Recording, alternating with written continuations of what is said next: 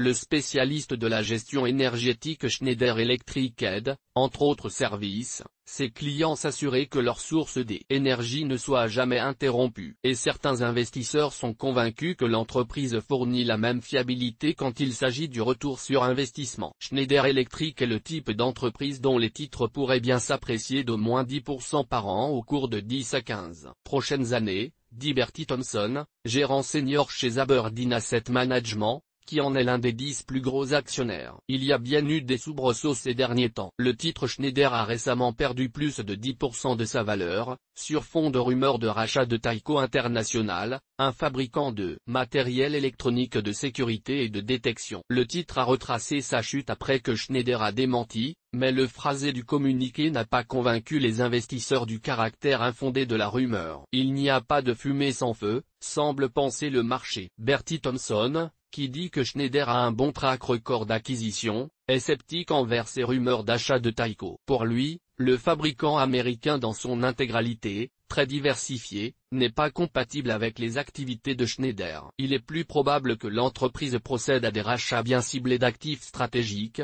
comme elle l'a fait récemment avec Areva. Schneider est bien positionné, acquisition mise à part, Schneider est bien positionné pour croître. L'entreprise a un solide portefeuille de produits qui peuvent rendre l'énergie sûre, fiable, efficiente, productive et verte, de la centrale à la prise électrique. Elle fournit ses services à des bâtiments commerciaux et résidentiels, ainsi qu'à des data centers et à l'industrie. Et Schneider est parfaitement placé sur le thème de l'efficience énergétique, alors même que l'Union européenne et de nombreux pays légifèrent pour réduire les émissions de CO2. L'UE projette de durcir la réglementation en matière d'efficience énergétique d'ici à 2020, ce qui nécessitera des investissements massifs dans les réseaux électriques. Investissements soutenus en R&D. Pour rester dans le coup des dernières avancées techniques, Schneider continue à investir massivement en recherche et développement, R&D, ce pourquoi elle emploie 7500 personnes. L'année dernière, l'entreprise a investi 818 millions d'euros en R&D, soit plus de 4% du montant total des ventes. Schneider ne dépend pas que de l'Europe. Schneider ne dépend pas que de l'Europe pour sa croissance. En 2010,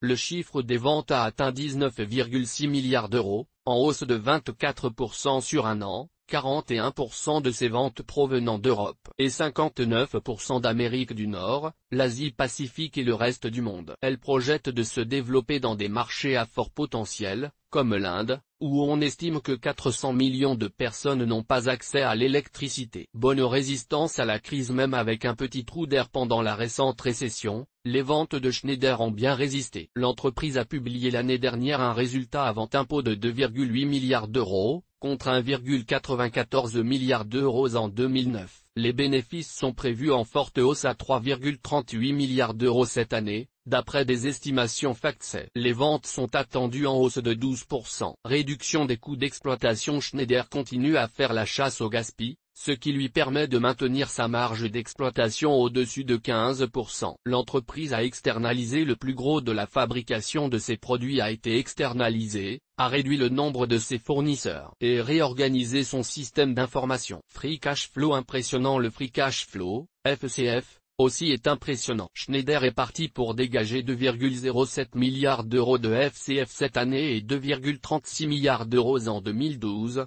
selon FactSet, à comparer à 1,73 milliard d'euros en 2010. Le premier trimestre de l'année a confirmé que la tendance 2010 se poursuit en 2011. Les ventes ont grimpé de 27% sur un an. L'inflation reste un risque, particulièrement le prix des matières premières, mais l'équipementier a rassuré en disant son intention de compenser toute hausse de coûts par une augmentation de ses prix de vente. À 13,8 fois les bénéfices estimés sur les 12 prochains mois, Schneider Electric semble relativement bon marché, au vu de sa qualité et de son excellente position sur le secteur. Café de la bourse. Com.